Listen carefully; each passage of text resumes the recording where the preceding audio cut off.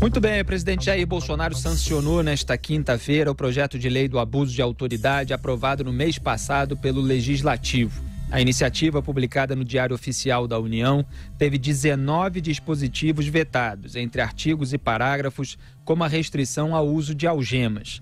Com a formalização, os vetos precisam ainda ser analisados pelo Congresso, que tem o poder de derrubá-los. Bolsonaro vetou um dispositivo que previa como pena substitutiva à prisão a proibição de o agente público exercer funções de natureza policial ou militar no município em que o crime tiver sido praticado e onde residir o envolvido.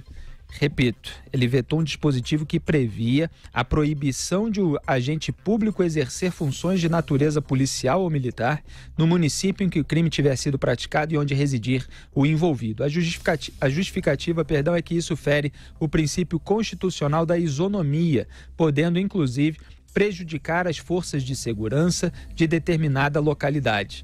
Também foi barrado o trecho de um artigo que estabelecia como crime decretar prisão em manifesta desconformidade com as hipóteses legais.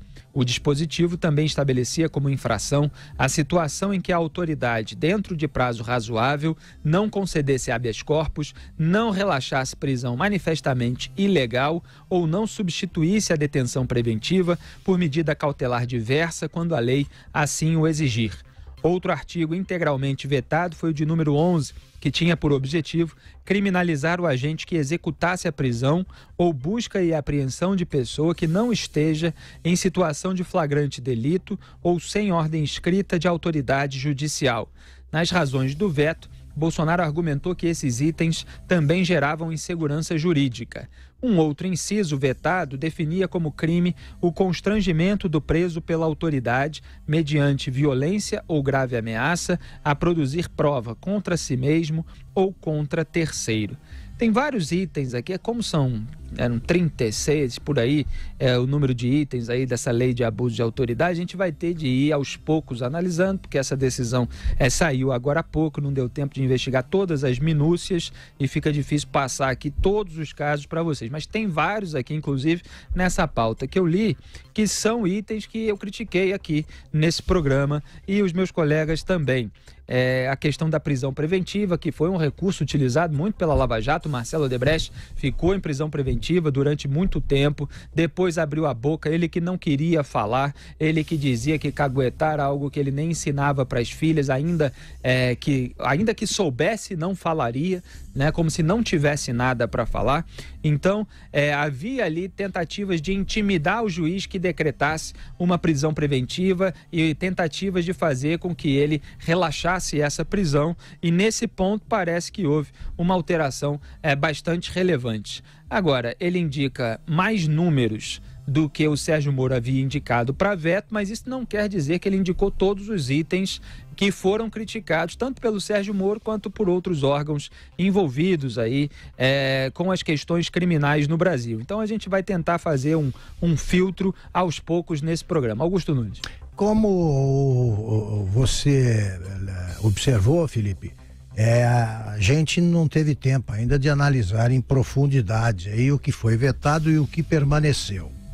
Eu não sei, por exemplo, até agora, se os 9 vetos sugeridos pelo ministro Sérgio Moro foram atendidos, né? Se esse pedido foi atendido na íntegra pelo presidente Bolsonaro.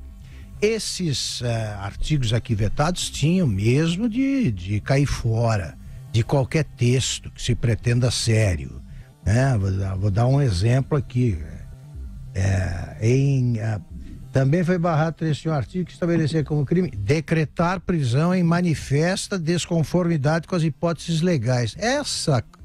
Toda vez que se usa um termo, expressões aí muito vagas, toda vez que um texto é sujeito a qualquer tipo de interpretação, aí tem uma esperteza por trás. Então tem que vetar. A lei tem que ser clara. Muita gente que nos ouve também não sabe que o brasileiro não pode alegar o desconhecimento de uma lei para ser poupado, né, da aplicação dela. Em tese, os brasileiros são obrigados a conhecer as milhares, milhões, sei lá, de leis em vigor no país. Então, você ter de saber todas as leis, para não atropelar nenhuma. E além disso, você tem de interpretar textos legais com esta redação, aí não dá. Então, ao longo, eu acho que esses vetos foram bons, mas eu ainda não tenho ideia do que ficou e do que poderia ter sido vetado. Se não foram atendidas as 9 sugestões do Sérgio Moro, o veto ficou incompleto. Eu estou aqui praticamente analisando em tempo real, enquanto apresento o programa, os casos de veto. E houve, por exemplo, um caso, Zé Maria Trindade, aqui de um item que o Sérgio Moro pediu veto, mas o Bolsonaro não vetou. Eu vou ler esse artigo, que é o artigo 31. Estender injustificadamente a investigação, procrastinando-a, quer dizer, adiando, em prejuízo do investigado ou fiscalizado. Pena, detenção de 6 meses a 2 anos e multa. Parágrafo único. Incorre na mesma pena quem, inexistindo prazo para execução ou conclusão de procedimento, o estende de forma imotivada, procrastinando em prejuízo do investigado ou do fiscalizado. Quer dizer, é punição, como abuso de autoridade, para quem estender injustificadamente a investigação. O que acontece? Não diz por quanto tempo. Quer dizer, os critérios são sempre vagos e genéricos. E o Bolsonaro não vetou esse item. O Sérgio Moro, assim como o Ministério Público Federal, sugeriu o veto porque, justamente, não está definido o prazo no qual estaria configurada essa procrastinação. Quer dizer, esse adiamento. Isso gera insegurança jurídica. Claro que gera insegurança jurídica, exatamente. O MPF disse o seguinte, abro aspas, as investigações têm naturezas e complexidade diversas. Não se pode desconsiderar que muitas vezes há dificuldades nas realizações das perícias, dificuldade de se encontrar testemunhas, entre tantas outras situações que obrigam que o prazo da investigação seja estendido e ou extrapolado. Fecho aspas. O ideal, de acordo com o MPF, é que o juiz defina caso a caso se há demora, podendo arquivar a investigação se constatar que não haverá resultado. Quer dizer, o item da lei, Zé Maria Trindade, não deixa definido. E aí, como a gente sabe que pode haver decisões contrárias em instâncias superiores, depois podem querer punir um magistrado ou quem quer que seja que tenha estendido uma investigação, que é um ato absolutamente comum. Aconteceu aí com a investigação, por exemplo, do Rodrigo Maia. A gente vai falar de casos aí envolvendo o Rodrigo Maia também, mas é normal que se peça uma extensão da investigação. E agora, se alguém aí considerar que a extensão foi demais, o juiz pode ser punido. É demais, hein? Olha, é uma boa ideia, é preciso mesmo regulamentar e colocar um freio, né, um limite ali em todos os poderes, né, no poder público. O poder público é muito pesado. É uma boa ideia que foi sequestrada por uma lei muito mal feita. Uma lei exagerada em alguns pontos, omissas em outros, e eu colocaria apenas um artigo nessa lei, né? Quem extrapolar ou abusar das suas competências no exercício do cargo público, né, será punido. E aí o juiz iria ver, caso a caso, se houve ou não extrapolação. Os juízes estavam muito temerosos aí desta lei diante do risco jurídico. Só que o risco jurídico já existe em todos os lados. A lei é que foi mal escrita. Então vamos lá. O artigo questionado por você é sobre uma investigação muito longa. Neste caso, a Raquel Dodge seria punida por estender por mais de 2 anos, está lá na Procuradoria-Geral da República, a investigação contra a presidente do PT, Gleisi Hoffmann, e o marido dela, Paulo Bernardo. Existem outras investigações que estão cumpridas demais, mas há quem diga que nem é assim falta de investigação, mas falta de vontade de representar no Supremo Tribunal Federal, e é uma competência exclusiva da Procuradora-Geral e dos subprocuradores a representação no Supremo Tribunal Federal. Veja bem como é subjetivo. Por outro lado, nós falamos aí de alguns pontos que pegam diretamente, há recado para todos os lados, mas alguns pegam diretamente políticos. Então, os políticos estão em pé de guerra com o veto a essa história de prisão em qualquer fase do processo. Olha, se impedir um juiz de determinar a prisão, a sociedade fica correndo risco. Porque em alguns casos não é preciso a condenação, não é preciso o transitado em julgado para se prender até antes de ser réu, né? No momento do crime, antes mesmo de aceitar a denúncia, é quando tecnicamente o paciente passa a ser réu, né? O juiz já pode decretar a prisão. É para isso que existe a prisão temporária e a prisão preventiva. Existem alguns conceitos, alguns critérios para essa prisão. O primeiro deles é oferecer risco. O segundo, o processo. Risco ao processo, de danos ao processo. Você não pode colocar essa dúvida na decisão do juiz. E para a OAB, Ordem dos Advogados do Brasil, houve um trabalho muito bem feito, incluído ali na lei, muito bem feito assim para eles, né? A criminalização de qualquer desobediência, o que eles chamam de prerrogativas dos advogados. Isso também é muito subjetivo, porque o que é prerrogativa do advogado? Prerrogativa do advogado é levar um catatal, ou seja, um recado de familiares para o preso e do preso para familiares. Prerrogativa de advogado é manter o escritório dele como alguma coisa blindada, que impassível de uma busca e apreensão. Não é, né? Então, existem esses critérios que acabam atrapalhando a lei. O presidente Jair Bolsonaro, Felipe, ele foi muito claro. Ele defende, sim, uma lei de responsabilização de danos e de um mau uso do poder. E aqui não há quem não tenha um caso de um insucesso diante de um abuso de autoridade, qualquer que seja ela. Desde policial ao atendente lá no Ministério, no INSS, que o fez voltar tal dia, estava fechado.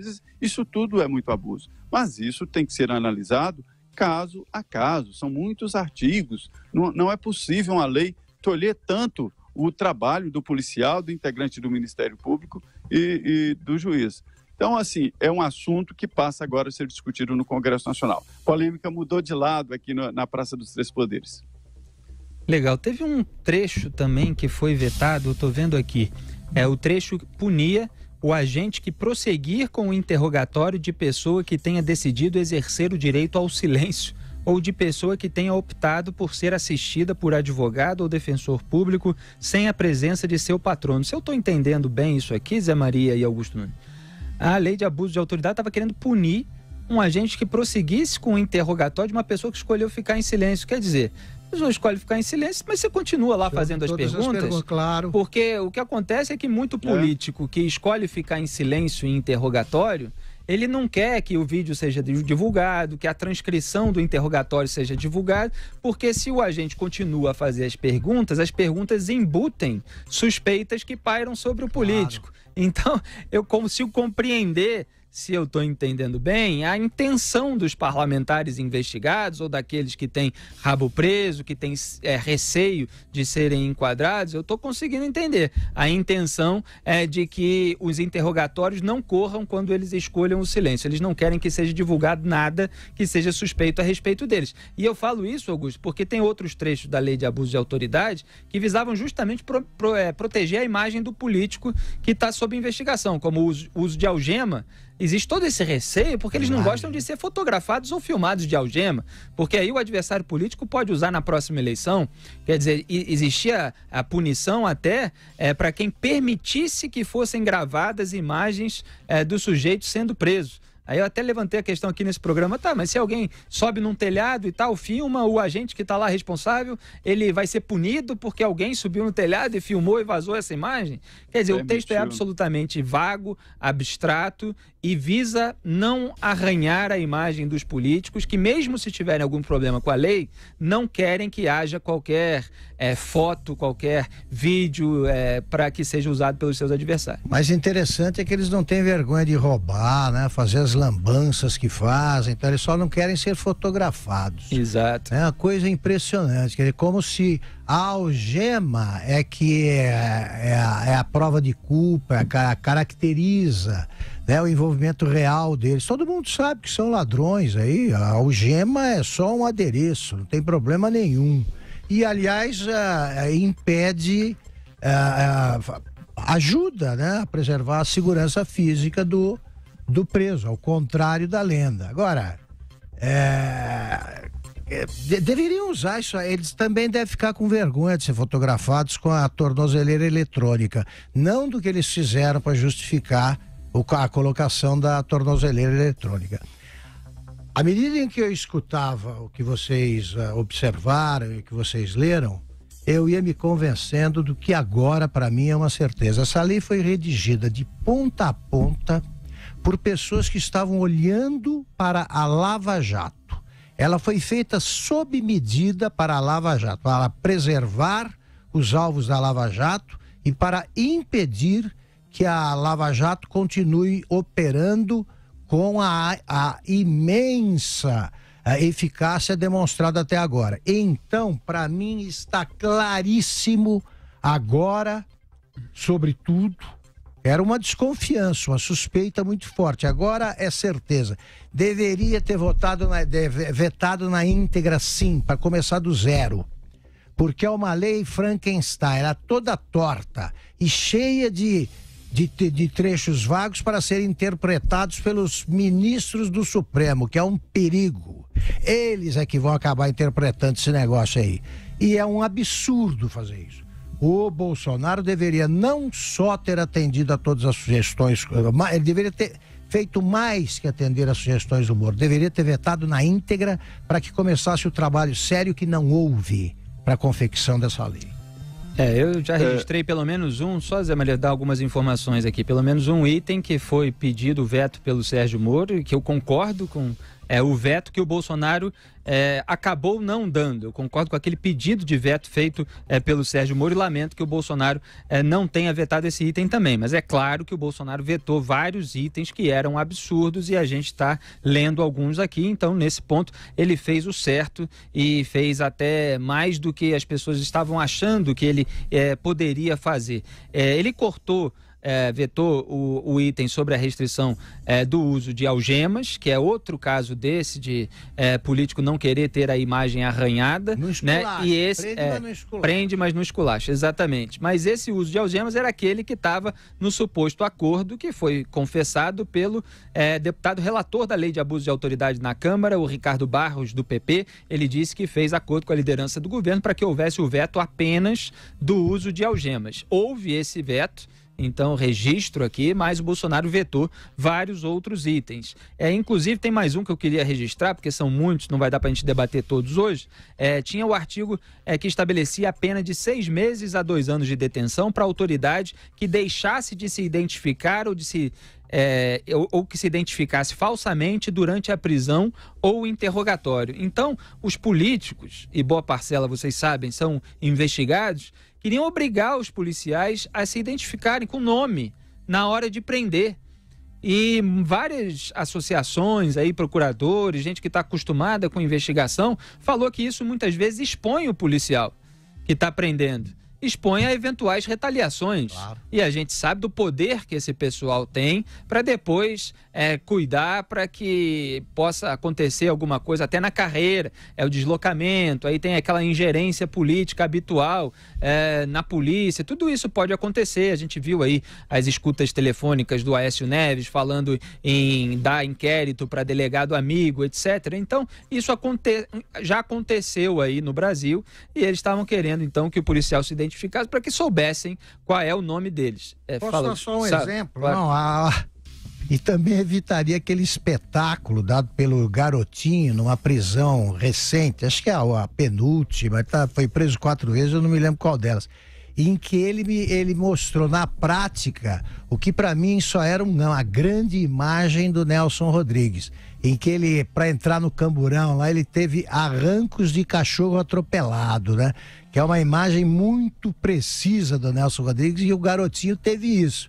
Se não algema o homem, imagina o que ele não faz. Ele ganha algum prêmio aí de salto ornamental, né? Com algemas. Zé Maria, só registrando o comentário do Sérgio Moro no Twitter agora há pouco. Parabéns ao presidente Jair Bolsonaro, palavras do Sérgio Moro, pelo veto parcial à lei de abuso de autoridade. Preserva a independência e a autonomia dos agentes da lei. Do outro lado, foram mantidos os artigos que, com redação clara, coíbem abusos. Muito equilíbrio e respeito à sociedade e ao parlamento. Está aí o Sérgio Moro manifestando publicamente o seu apoio à decisão do Jair Bolsonaro, falando que foi foram mantidos artigos com a redação clara. Teve aquele umzinho que o Sérgio Moro queria o veto também, que não está claro, sobre a extensão injustificada de investigação, procrastinando e tal, que não tem ali muitos critérios objetivos, mas ele entubou esse aí e deu parabéns pelo conjunto da obra ao presidente Jair Bolsonaro. Os vetos são elogiáveis. Tudo claro, os vetos são. Deveria haver um veto total. Diga, Zé Maria. Olha, Felipe, é o seguinte, o assunto agora passa para o Congresso Nacional, né? Os líderes já estão discutindo desde ontem, já houve ali, mesmo que uma previsão desses vetos, quando o presidente falou em 20 vetos, né? E foram 36 pontinhos, né? Mas 19 artigos que foram afetados.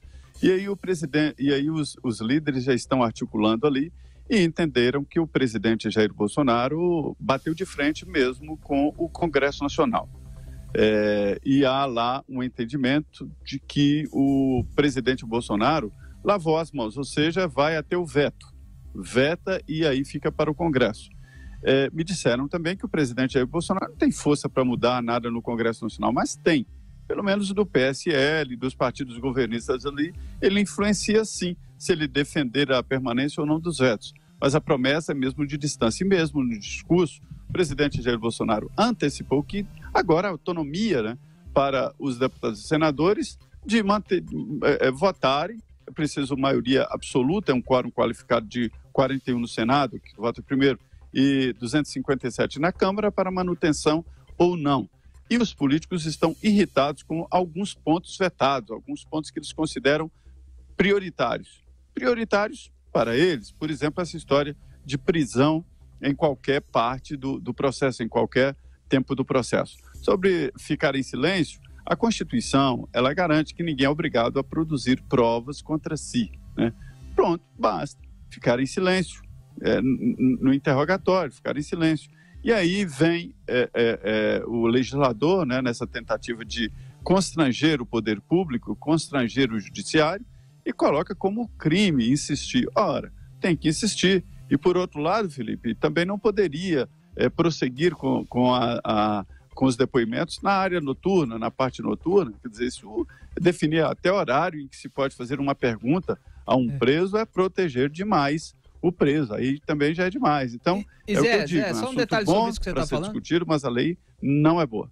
Só um detalhe sobre o que você está falando, Zé. Teve vários interrogatórios já, salvo engano, que o sujeito diz que não quer falar, que vai manter o silêncio, mas aí continuam as perguntas e em determinado momento ele vê uma pergunta que, essa eu até respondo, né? E aí ele vai e responde. Isso. Justamente porque o agente insistiu. Quer dizer, você punir o agente por insistir é você querer colocar mordaça no agente. Quer dizer, fazer com que o investigado tenha o direito ao silêncio, mas o agente tem a obrigação de ficar em silêncio. É demais. Eu sou um observador das atividades de todos os profissionais, né? E sei muito bem que os profissionais, os policiais, muita gente acha que o policial é colocar uma arma na mão e um distintivo e tal. Não, eles fazem curso, são especializados, existem policiais especialistas em tomada de assalto, em fazer campana, especialista em inteligência e especialista em interrogatório. Existem técnicas, são técnicas. Exatamente. Estudam nas academias e tal, e uma das técnicas é isso, prosseguir, né, através do cansaço, perguntar a mesma coisa várias vezes, de maneira diferente, ficar como se fosse aliado do preso, sentindo dó dele, sendo aliado. São técnicas, ninguém pode obrigar ou torturar, né? Mas existem técnicas e até as técnicas têm que ser respeitadas, como acontece no mundo inteiro.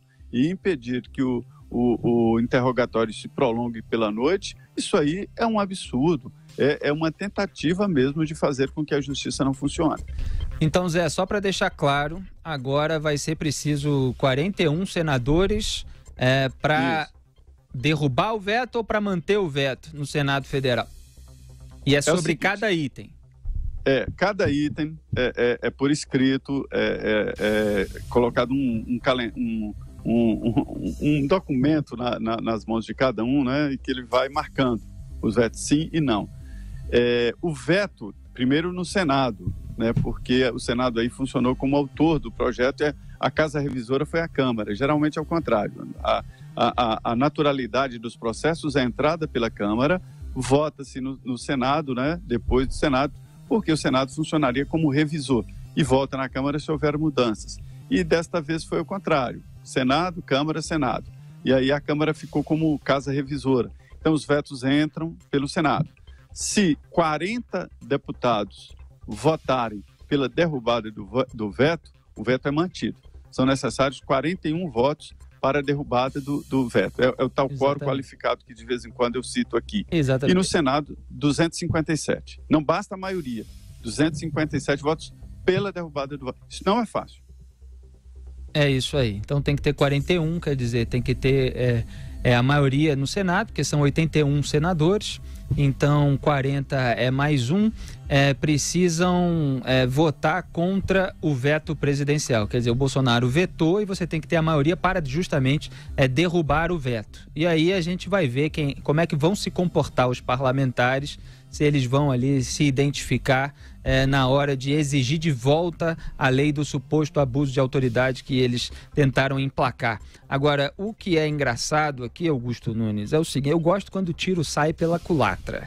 Então, o procurador Hélio Telho fez uma ótima observação no Twitter sobre um artigo dessa nova lei de abuso de autoridade, que pune com prisão o uso de prova sabidamente ilícita contra investigado ou fiscalizado.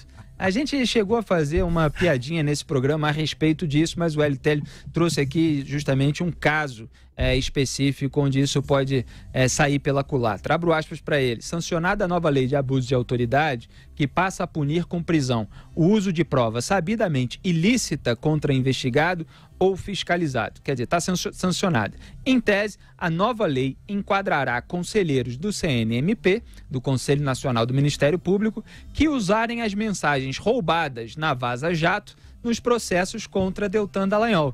Vocês lembram, vocês que acompanham os Pingos nos Is, que está lá rolando um monte de processo contra o Deltan Dallagnol no Conselho Nacional do Ministério Público, e tem ali processo que usa as mensagens roubadas por estelionatários e exploradas por aqueles que gostam de acusar o Sérgio Moro de corrupção, né, sem a menor prova, evidentemente, por meio de uma ilação, de uma conclusão forçada e de todo o ranço que tem contra a Lava Jato, porque muitas vezes defendem bandidos condenados e presos. Então tá perfeita aqui perfeita a postagem do Hélio Telho, mostrando que isso pode ir contra os interesses dos parlamentares investigados também. E digo mais, o Supremo agora tem o dever de rejeitar qualquer recurso encaminhado pelo defensor de qualquer réu que mencione, que se baseie nessas mensagens roubadas. Não pode mais. A questão, Zé Maria, é que se a gente fala isso, o Hélio Telho fala isso, o pessoal lá no Congresso Nacional vai acabar derrubando. Vai falar, não, isso aqui pode não ser bom pra gente. Não, a gente precisa de mensagem roubada, aquela coisa toda. Diga aí, Zé. Eu falei isso logo no início, eu falei, pronto, criminalizaram essa decisão do Dias Toffoli aí e do Gilmar Mendes, que falaram claramente aí de uso desses dados roubados, e não é só roubados de procuradores, né? Eu tenho insistido, roubados também, invadiram o celular do presidente da República, né? O celular do presidente da República, o celular também dos presidentes da Câmara e Senado. Se isso não é crime, eu não sei mais o que é, porque isso sim é uma informação obtida por meios ilegais. A comprovação é de que as pessoas que o fizeram estão presas. Ninguém é preso por algo que não é ilegal, né? Então, é uma obtenção de provas por meio tão ilegais que os autores estão presos. Eu disse aqui que enquadraria, portanto, o Toffoli e enquadraria o Alexandre de Moraes e quem mais estiver usando aí esses dados da chamada Vaza Jato. Estávamos acompanhando o discurso de quinta-feira do presidente da República, Jair Bolsonaro, ao lado do ministro da Justiça e Segurança Pública, Sérgio Moro, e de outros colegas, falando, entre outros assuntos, sobre o veto do presidente à lei de abuso de autoridade, tema que a gente já comentou aqui no programa. Eles repetiram algumas das nossas argumentações sobre o uso de algemas, a restrição ao uso de algemas, que foi vetada pelo presidente, também aquela questão de obrigar o agente a se identificar identificar para o criminoso que ele está prendendo. Eu tinha feito aqui todas as ressalvas de que às vezes são criminosos perigosos e os parlamentares estavam cobrando que o agente se identificasse. Isso poderia gerar uma retaliação ao agente, à família, e o Sérgio Moro falou tudo isso exatamente na mesma linha da nossa argumentação. Eu queria só registrar, porque eu registrei aqui o artigo 31, que é aquele que não foi vetado pelo presidente, e eu acho que deveria ter sido vetado, que é aquele sobre estender injustificadamente a investigação, procrastinando-a em prejuízo do investigado ou fiscalizado. É aquele que também tem um critério vago, não deixa o seu objeto muito definido. E eu queria só falar outro que eu acho que ele também deveria ter vetado por motivos parecidos. É o artigo 27, requisitar instauração ou instaurar procedimento investigatório de infração penal ou administrativa em desfavor de alguém, à falta de qualquer indício da prática de crime, de ilícito funcional ou de infração administrativa. Pena, detenção de 6 meses a 2 anos e multa. Parágrafo único. Não há crime quando se tratar de sindicância ou investigação preliminar sumária devidamente justificada. A questão é a seguinte, você pune com detenção aquele que requisitar uma instauração sem indício da prática de crime. Mas quem é que vai definir se há ou não indício? Porque a defesa dos bandidos, Augusto Nunes, sempre diz que não há indício nenhum, mesmo depois de condenação, como a gente vê nos casos do Lula, condenado em 3 instâncias, eles dizem que não há provas. Então sempre existe essa discussão e esses critérios são muito subjetivos para gerar uma detenção do agente que abriu a investigação. Então eu vejo como uma forma... Isso foi vetado? Não. Isso não foi vetado, mas é uma forma que eu acho que intimida também a própria abertura do procedimento investigatório, que é a etapa inicial. Então, quer dizer, se isso não foi vetado, isso pode causar ali um mal na raiz. Embora haja esse parágrafo único dizendo que não há crime quando se tratar de sindicância ou investigação preliminar sumária devidamente justificada. E aí entra esse tipo de coisa, devidamente justificada também é o quê? Subjetividade. É tudo muito subjetivo, né? Zé Maria Trindade, o que você achou aí da live do presidente, que está lá ancorando, né? Faz até pergunta para os outros. Ele está se sentindo num programa de rádio. E conseguiu o inédito, né? Fazer o ministro da Justiça, Sérgio Moro, dar risada, né? Muito importante, talvez seja o ponto principal. Olha, o presidente Jair Bolsonaro tem essa vantagem, ele é transparente, né? Saiu em defesa da atividade policial. No caso de algemas, a criminalização do uso de algemas de forma indevida, né? Aí cria essa dúvida de forma indevida. Tá certo, o juiz vai determinar, mas se até os juízes estão temendo juízes, né? Eles foram contra aqui vários artigos aí de possibilidade de análise de outros juízes, significa que a situação não é boa.